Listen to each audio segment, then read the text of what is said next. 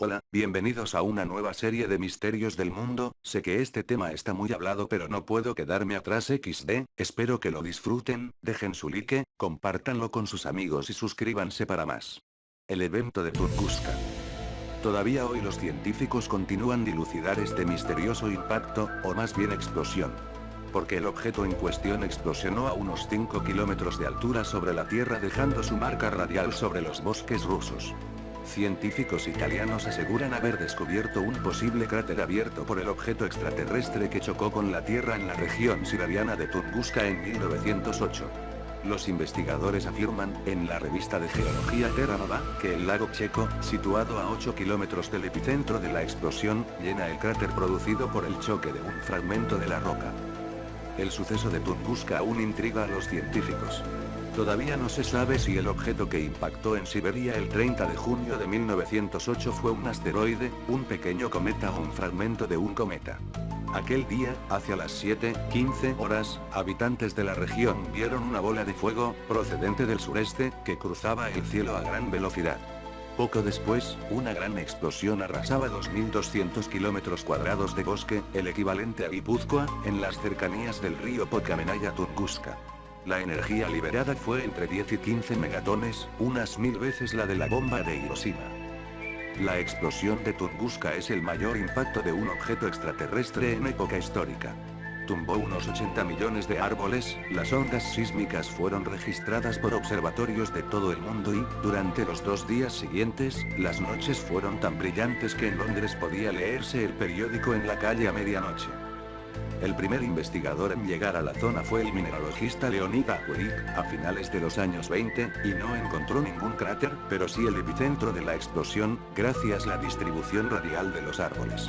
A raíz de que el escritor Alexander Kazantsev identificó en 2 cuentos de ciencia ficción en 1949 el suceso con un accidente de una nave alienígena, algunos ufólogos abrazaron esa disparatada idea. Ahora, un grupo de científicos liderado por Luca Gasperini, del Instituto de Ciencia Marina italiano, defiende que el lago Checo, ovalado y de unos 450 metros de largo, ocupa la herida abierta por el choque a baja velocidad de una roca de 10 metros de diámetro. El proyectil que formó el lago Checo pudo haber sido un fragmento del objeto que explotó en la atmósfera a entre 5 y 10 kilómetros de altura, dicen. A su favor, añaden que no hay pruebas, testimonios ni mapas, de la existencia del lago anteriores a 1928. El geólogo británico Gareth Collins declaró a la BBC que las pruebas presentadas por Gasperini y sus colaboradores no son concluyentes y se preguntaba cómo podía haber hoy en día alrededor del lago árboles cuya apariencia apunta a que tienen más de 100 años.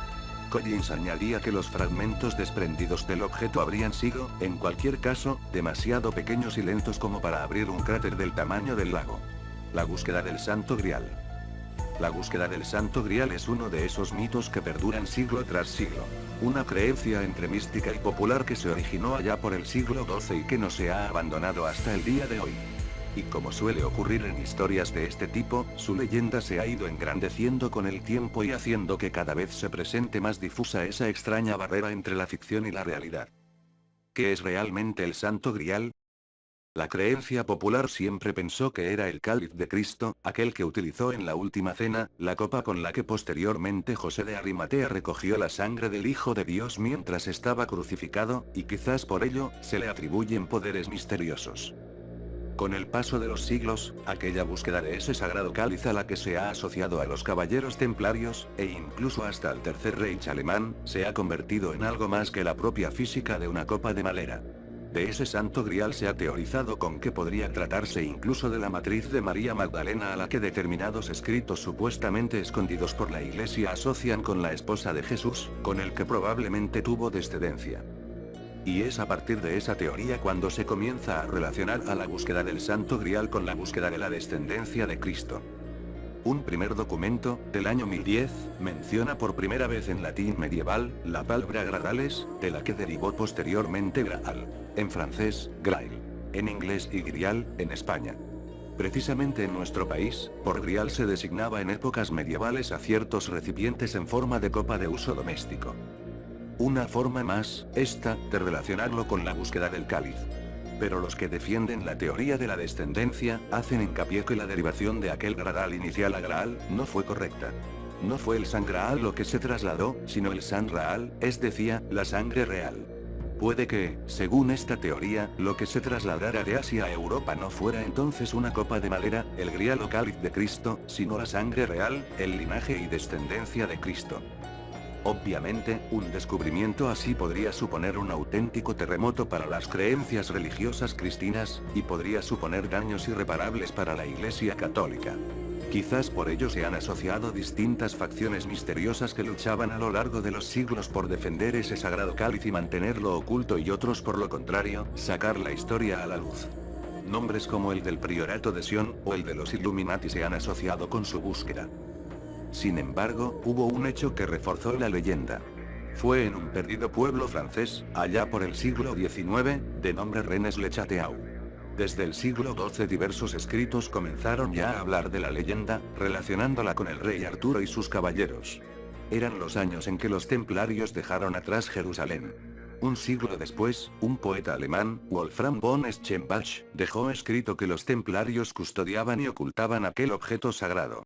Investigaciones realizadas en pleno siglo XX sacaron a la luz teorías que no pruebas de que durante siglos hubo una conspiración eclesiástica apoyada por los reyes de Francia de aquella época para mantener oculto un terrible secreto. Aquellas teorías que se plasmaron en un polémico libro, El Enigma Sagrado 1982, y que concluía afirmando que la búsqueda del Santo Grial era la búsqueda de todo el linaje de David con el que se entroncaba el de Jesucristo, fueron las que sirvieron de base para el libro de Dan Brown, El Código Da Vinci, el que finalmente le ha dado la fama necesaria a un caso que se mantuvo durante siglos, si no oculto, sí en las sombras. Aquellas mismas investigaciones observaron que alrededor de Rennes-le-Château se había construido una tríada de enclaves templarios, formando así una red de protección alrededor del pueblo. Eran los castillos de Champagne-sur-Aude, el de Blanchefort y el de Saint-Just-le-Vesoul. Y entonces fue cuando se recordó cierto hecho ocurrido en aquel pueblo perdido de Francia. Las piedras andantes. El fenómeno de las Sliding Rocks, como se conoce popularmente, es una de las cosas más curiosas que he encontrado en los últimos tiempos. Rocas desde 200 gramos hasta 300 kilos, se deslizan a su antojo por la superficie yerma de Racetrac Playa, un lago desecado en el Valle de la Muerte, California. Este lugar es el punto más bajo de Estados Unidos y donde se suelen alcanzar las temperaturas más elevadas de todo el país. Los primeros estudios sobre este suceso se dieron allá por la década de los años 50, aunque ya existen observaciones documentadas desde el año 1915. Decenas de geólogos y estudiosos han tratado desde entonces dar una explicación sensata a este fenómeno, aunque por el momento, todas y cada una de ellas han ido siendo descartadas tras probar su imposibilidad. Lo único que parece claro es que las piedras se deslizan en los períodos de lluvias, puesto que los surcos que dejan son suaves y se deduce que se forman sobre el barro. La acción humana está descartada, puesto que está prohibido entrar en el lago en esas épocas porque las huellas producidas sobre la superficie pueden permanecer allí durante años, rompiendo de ese modo la naturaleza del lugar. Y esas huellas delatarían el movimiento humano alrededor de las rocas.